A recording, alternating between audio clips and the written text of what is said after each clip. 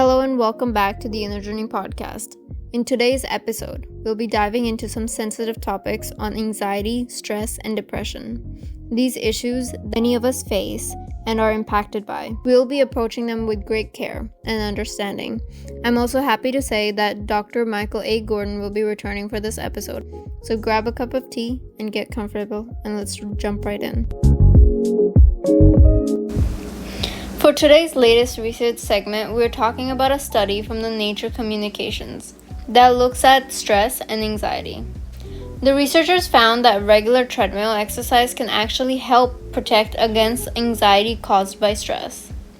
They found that doing treadmill workouts increased the activity between the motor cortex, which controls movement, and part of your brain which is responsible for handling stress. In short, doing exercises rewires your brain to deal with stress more effectively.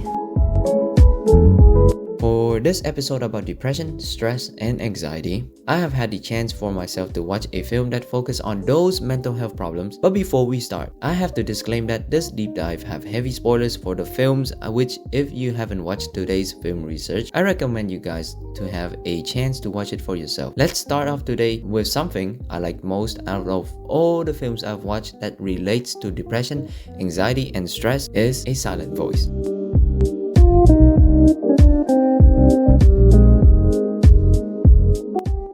So what is A Silent Voice? A Silent Voice, directed by Yoshitoki Oima, is a poignant exploration of bullying, guilt, and the debilitating effect of depression. At its core lies the story of Shoya Ishida, a young boy who, driven by the peer pressure and a cruel sense of conformity, relentlessly bullies Shoko Nishimiya, a deaf girl, during their elementary school years.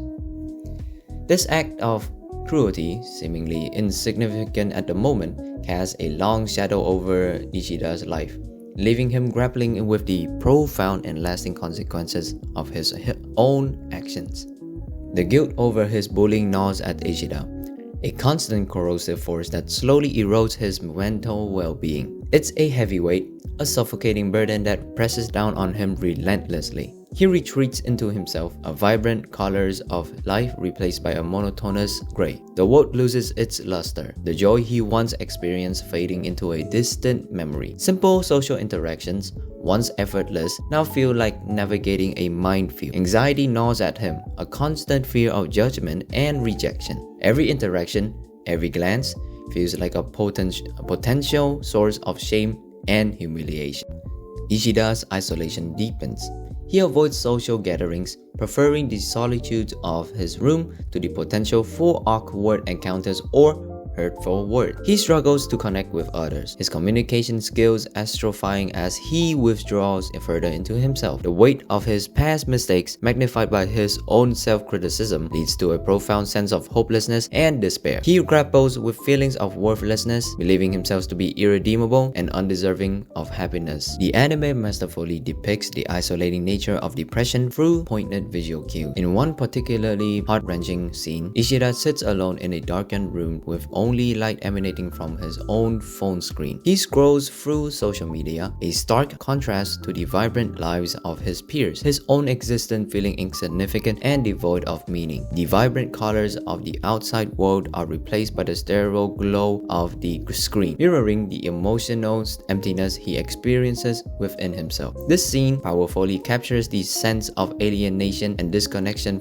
that often accompanies depression and the feeling of being adrift in the sea of loneliness. Beyond depression, A Silent Voice subtly explores the interplay of anxiety and stress. Ishida's fear of facing Shoko, the anticipation of social situations, and the constant pressure of societal expectation all contributes to his overall mental anguish. These anxieties manifest in various ways, from physical symptoms like sweating and trembling to the constant rumination of past mistakes and the dread of future interactions. The anime doesn't shy away from the depicting confronting the dark aspect of mental illness. Ishida grapples with suicidal ideation, the allure of oblivion offering a temporary escape from unrelenting pain. This exploration of suicidal thoughts, while potentially sensitive, serves to highlight the severity of his mental distress and the desperation measure he considers to alleviate his suffering. However, A Silent Voice is not merely a bleak portrayal of despair. It offers message of hope and redemption. Through acts of kindness, empathy, and self-reflection, Ishida begins to heal the wounds of the past. He learns to forgive himself, to acknowledge his mistakes, and find meaning in his life beyond the weight of his guilt. His journey is a gradual and challenging one, filled with setbacks and moments of self-doubt. Yet through this interaction with Shoko and the support of genuine friends, he begins to rebuild his life piece by piece. A Silent Voice serves as a powerful reminder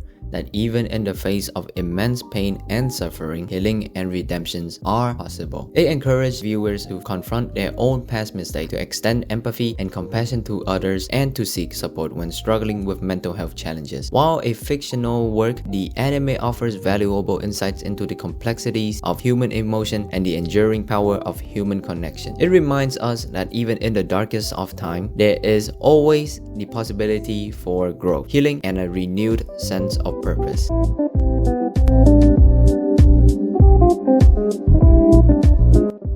Recent changes to Meta's content moderation policies have raised significant concerns about their potential impact on mental health, particularly for marginalized communities. These changes are not just abstract worries, they have real-world consequences. Harmful speech, misinformation, and dehumanizing content are expected to proliferate, creating environments that heighten stress, anxiety, and depression.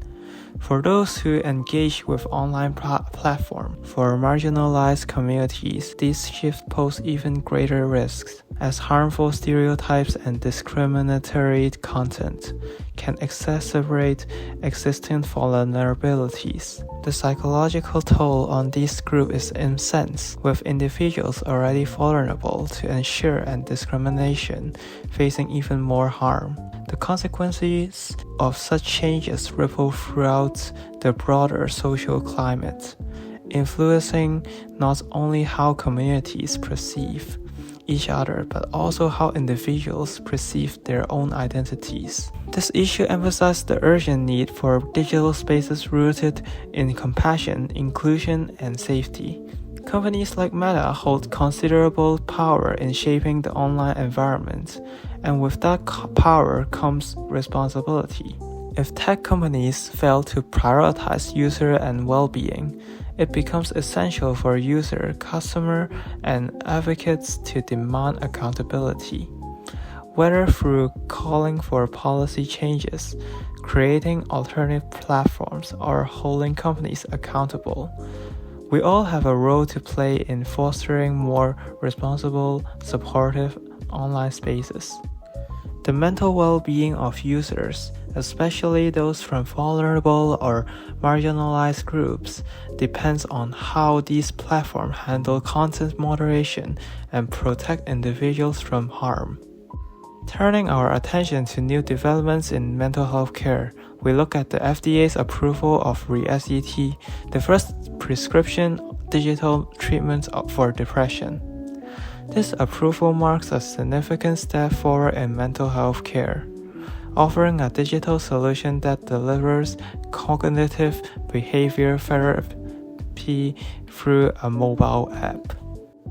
ReSET allows individuals to manage their mental health more flexible and conveniently, making it a potential game changer for those who might have easy access to traditional therapy or medication. It provides a new avenue for treating depression, particularly for individuals who face barriers such as geographic location, cost, or stigma. While this is an exciting development, it also raises questions about the long-term effectiveness and safety of such treatments. As research is still in its early stages, However, ReSET presents an opportunity to explore how digital health technologies can transform the way we approach mental health care. In a similar vein, a recent study on the use of LSD to treat anxiety offers another innovative approach to mental health treatment. The study found that a single dose of LSD provided significant and lasting relief from anxiety, with the effect lasting up to a month. This is a part of an emerging field of psychedelic-assisted therapies, which are gaining more attention as potential treatment for mental health disorders like anxiety and depression. The results suggest that psychedelic, when used in controlled setting, might offer an alternative to traditional therapies and medication, potentially providing long-lasting relief with fewer doses.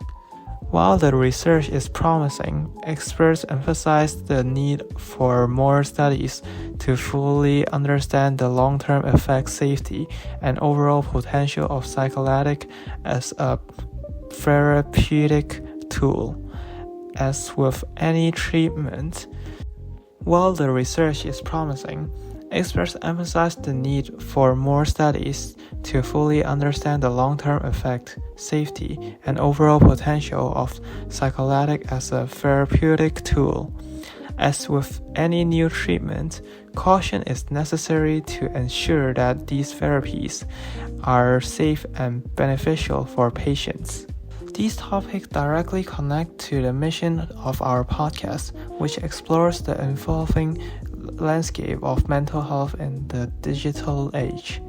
As we engage with technology more than ever before, the ways in which digital platforms shape our experiences, relationships, and mental well-being have profound implications. The concern about Meta's content moderation policy reflect the need for safer, more supportive online spaces. This aligns with our podcast goal of advocating for mental health. The concern about Meta's content moderation policy reflect the need for safer, more supportive online spaces. This aligns with our podcast's goal of advocating for digital environments that foster mental health and well-being. Additionally, the developments in digital treatment like ReSET and the exploration of psychedelic therapies provide fresh perspectives on how mental health care is evolving. By discussing these innovations, we aim to offer our audience new insights into alternative treatment options and spark conversation about the future of mental health care. For our listeners, these topics are highly relevant as they navigate their own mental health journeys or seek to understand how new technologies and societal changes impact mental health care. Whether it's advocating for safer online spaces or exploring cutting-edge treatment options, these discussions empower you guys to think critically about the role of technology in mental health and how they can advocate for healthier, more exclusive environments. By addressing these current events, we connect with our listeners on both a personal and collective level, fostering an ongoing dialogue about the intersection of mental health, technology, and social responsibility. Ultimately, we hope to provide our audience. By addressing these current events, we connect you guys on both a personal and collective level, fostering an ongoing dialogue about the intersection of mental health, technology, and social responsibility. Ultimately, we hope to provide you guys with the tool, knowledge, and inspiration to engage with these important issues in a way that promotes mental well-being for all.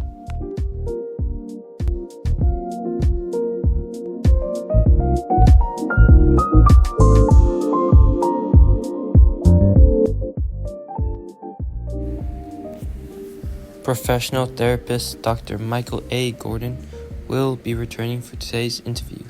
Let's get started.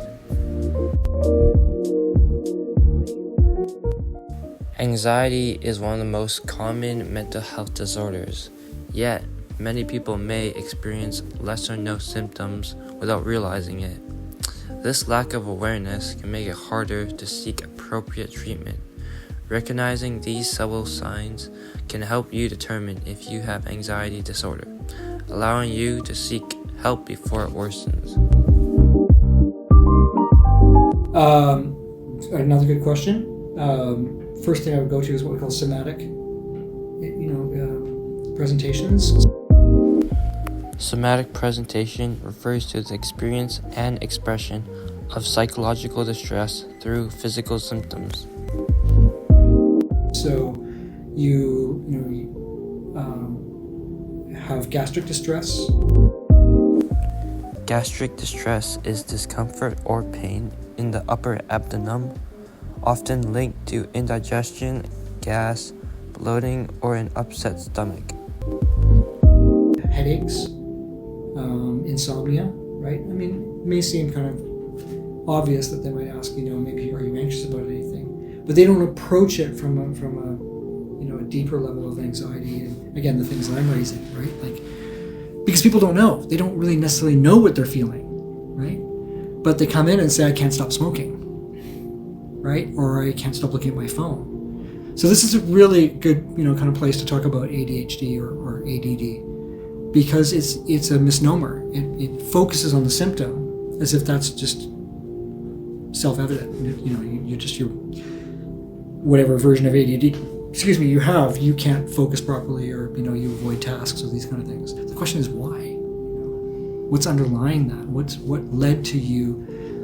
Because it's not a natural state to be in, and it's not what we call an organic disorder. You don't have a tumor. You don't have a damaged organ in your brain, right? It's a behavioral response, right? It's a psychological response, if you will. It's the way your brain gets wired, but it's not like you're missing a piece of your brain, right? And so again, if we look at, instead of anxiety, we look at ADD is epidemic. And if you ask, all these people are suddenly, realizing they might be on the autism spectrum or they have ADD, that tells you something. It doesn't mean everybody can have ADD. It may mean that everybody's struggling with things that nobody's talking about, right? Because we're not really focused on what matters to people, their happiness, and their place in the world.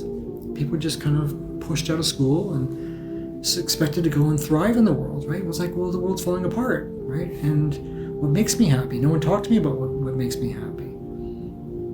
So I think you can look at, ironically, you can look at depression as a missed symptom of anxiety. Right? Because you're so anxious, you get paralyzed and you can't do anything. And so if you ask that person, are you just anxious? Right? Because what's going on? Oh, I get so anxious about my homework, I can't do it, or I get so anxious in interviews, I can't do interviews, and I can't find a job, right? But what's really going on is maybe some underlying beliefs or experiences, and they're actually kind of stuck, which is kind of like depression. So anxiety can present itself in all kinds of hidden ways. Anxiety and depression are both very common, making it difficult to distinguish between them. Understanding the differences can be helpful when seeking professional help. Dr. Michael A. Gordon will now share his insights on how to differentiate between the two. I don't. The only way I differentiate between them is that they're different faces of the same problem, which the person doesn't feel in control. And typically people have both of them, right? So anxiety, if you look at it in terms of like a stereo, the volume goes up and down, or you're turning the treble or bass up and down. Anxiety is a level at which your body has learned or has become wired to feel it can handle things, right? But the problem is you don't feel calm, right? Because when you're anxious, everything is making you anxious. So even though you feel better when you're trying to do everything and and you're running on caffeine, or you're kind of just worried about everything, there's a sense of like, okay, this is how I know I'm in control of the world, because I'm kind of overdoing things, right? It doesn't feel calm, right? So often what happens is underneath that there is depression, and depression again is a response. It's not a disorder from my point of view. So then depression becomes a way of not feeling. Closing credits. Script writing, Mahi, Noah, Ashton, Kevlar, and Kuru. Audio editing, Mahi. Interview guest, Dr. Michael A. Gordon.